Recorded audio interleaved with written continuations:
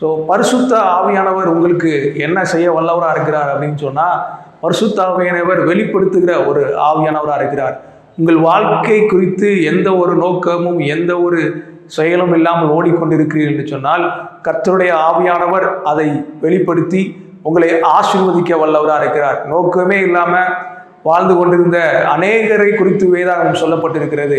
அவருடைய வாழ்க்கை சரித்திரம் மாற்றப்பட்டிருக்கிறது என்பதை வேதாகமம் சொல்லப்பட்டிருக்கிறது. நோக்கமே இல்லாமல் வாழ்ந்த ஒரு கிதியோனை கொண்டு ஆண்டவர் ஆசீர்வதித்து மகிமைப்படுத்தியிருக்கிறார். நோக்கமே இல்லாத ஆபிரகாமை அவர் மாற்றியிருக்கிறார். நோக்கமே இல்லாமல் வாழ்ந்து கொண்டிருந்த அவர் ஆதாமும் ஏவாளையும் அவர் என்ன சொன்னார்னா, நீங்கள் பண்படுத்தி பதப்படுத்தி பூமியை நிரப்பி அதை ஆண்டு கொள்ளுங்கள் என்று சொல்லி அவர்களுக்கு ஒரு நோக்கத்தை கொடுத்தார். இப்போ ஆண்டவருடைய ஆசீர்வாதத்துல அவர் நீங்க வாழணும் நடக்கணும்னு சொன்னால் கண்டிப்பா நிச்சயமா பரிசுத்த ஆவியானுடைய அந்த வெளிப்படுத்துகிற காரியம் உங்களுடைய வாழ்க்கையில் நடைபெற வேண்டும். அப்படிப்பட்ட ஒரு மகிமை உங்களுடைய வாழ்க்கையில நடைபெறும் என்பதை நான் தீர்க்கமாய் சொல்லுகிறேன். அது மாத்திரம் அல்ல, பரிசுத்த ஆவியானவர் வெளிப்படுத்துகிற காரியம் என்னன்னா, பரிசுத்த ஆவியானவர் உங்களுடைய வாழ்க்கையில இன்னும் ஒரு மகிழ்ச்சியை வெளிப்படுத்த வல்லவராக இருக்கிறார். அவரால் அநேக காரியங்களை செய்ய முடிகிறதா இருக்கிறது. அப்போஸ்தலர் 2வது அதிகாரத்தில் நீங்க வாசிக்கும் பொழுது மிகுந்த ஒரு காரியங்கள் நடைபெற்றது. அதில் சபை துவக்கப்படுவதற்கான ஒரு காரியமே, அதில் நடைபெற்ற ஒரு காரியமே என்னன்னு சொன்னால், அதில் தேவனுடைய வார்த்தை மிகவும் பலத்த காரியமாய் வளர்ந்து பெருகிட்டு அப்படிங்கிற ஒரு வசனத்தை நீங்கள் குறிக்கோளாக நான் உங்களுக்கு சொல்கிறேன். ஏனென்று சொன்னால், பரிசுத்த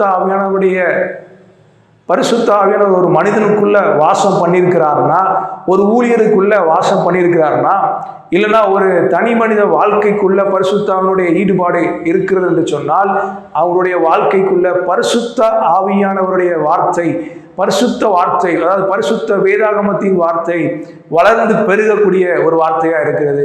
அது அனுதினமும் அல்ல, இன்ஸ்டண்டா சடன்லியா அது பெருக வல்லதா இருக்கிறது என்று சொல்லி நான் உங்களுக்கு சொல்லுகிறேன். அது மாத்திரம் அல்ல, பரிசுத்த ஆவியை வெளிப்படுத்துகிற ஒரு விஷயம் என்னன்னா, பரிசுத்த ஆவியை வெளிப்படுத்தும் பொழுது அவர் உங்களை தேவனுடைய பிள்ளைகளாய் முத்தரித்திருக்கிறார் என்பதை அவர் வெளிப்படுத்தவர்களாக இருக்கிறார். ஆமாம், நீங்க ஒருவேளை தனிமையில் இருப்பீங்கன்னா அது உங்களுக்கு அறிதலா இருக்கும். ஏன்னா நீங்க தனிமைப்படுத்தப்பட்டு இருக்கும் பொழுதும் அது உங்களுக்கு ஒரு கேள்விக்குறியா இருக்கும். நம்ம எங்க இருக்கிறோம், என்ன பண்ணிட்டு இருக்கோம், என்ன செயல்பட்டு இருக்கோம் அப்படிங்கிற ஒரு யாருக்காக ஓடிட்டு இருக்கோம் அப்படிங்கிற ஒரு எண்ணமே இல்லாம நீங்க ஓடிட்டு இருக்கீங்கன்னா, நிச்சயமா இந்த வார்த்தை உங்களை பலப்படுத்தி உங்களுடைய வாழ்க்கையை இன்னும் ஸ்திரப்படுத்த வல்லதா இருக்கிறது என்று சொல்லி நான் சொல்லுகிறேன். நீங்க ஒரு பட்டணத்துல வாசம் பண்ணி கொண்டிருக்கலாம், எல்லாம் பெங்களூர் போன்ற ஒரு பெரிய பட்டணமோ, சென்னை போன்ற ஒரு பெரிய பட்டணமோ, தென்காசி போன்ற ஒரு பெரிய பட்டணமோ, திருநெல்வேலி போன்ற ஒரு பெரிய பட்டணமோ, மதுரையோ, இல்லைன்னா உலகத்தின் எந்த பகுதியிலையோ, துபாயோ, இல்லைன்னா அப்ராட்ல உள்ள எந்த தேசத்துல உள்ள எந்த பகுதியிலையோ நீங்க வாழ்ந்து கொண்டிருக்கலாம். புளோரிடால இருக்கலாம், இதை பார்த்து கொண்டிருக்கலாம், மலேசியால இருந்து பார்த்துட்டு இருக்கலாம், சிங்கப்பூர்ல இருந்து நீங்க பார்த்துட்டு இருக்கலாம். தேவனுடைய வார்த்தை உங்களை பலப்படுத்துகிறது. நீங்கள் செய்து கொண்டிருக்கிற காரியங்களை நிச்சயமா நீங்கள் அடுத்த மகிமைக்குள்ள உங்களை ஆண்டவருடைய வார்த்தை உங்களை வழிநடத்த வல்லதா இருக்கிறது. அதே நேரம் ஆண்டவருடைய வார்த்தையில் ஒரு விடுதலையோடு உங்களுடைய வாழ்க்கையை சம்பவிக்க வல்லதா இருக்கிறது.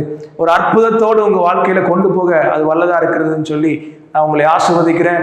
மீண்டுமா அடுத்த ஒரு வீடியோவில் உங்களை சந்திக்கிறேன். அது வரைக்கும் நிச்சயமாய் கர்த்தர் உங்களை வழிநடத்துவாராக. ஆமென்.